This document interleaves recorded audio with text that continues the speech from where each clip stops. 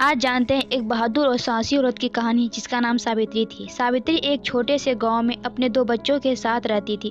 सावित्री के पति शहर गए और वापस लौट कर नहीं आए। उसके बाद सावित्री गांव में ही मेहनत मजदूरी करती और अपने दोनों बच्चों का पेट भरती। गांव में काम के अभाव के कारण उसे रोज काम नहीं मिल पाता, फिर भी वो किसी तरह से अपने दोनों बच्चों का पेट भरती थी। सावित्री कोई कोई दिन भूखे पेट रहती थी। दिन बीतता गया, सावित्री दिन प्रतिदिन कमजोर होती चली गई। एक वक्त ऐसा आया कि वो पूरी तरह से बीमार हो गई। वो इतनी कमजोर हो गई थी कि बिना सहारे से खाट पर से उठ भी नहीं पा रही थी।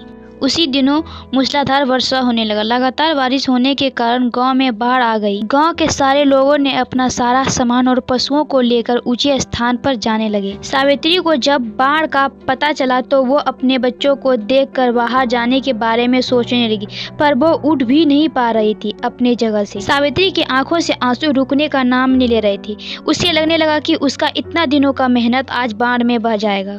जिस बच्चों को वो सीने से लगाकर जी रही थी, वो आज उसी के आंखों के सामने बाढ़ में खत्म हो जाएगा। इतना सोचकर ही वो अपने पैरों पर उठ खड़ी हुई और दोनों बच्चों को गोद में उठाकर घर से बाहर निकल गई।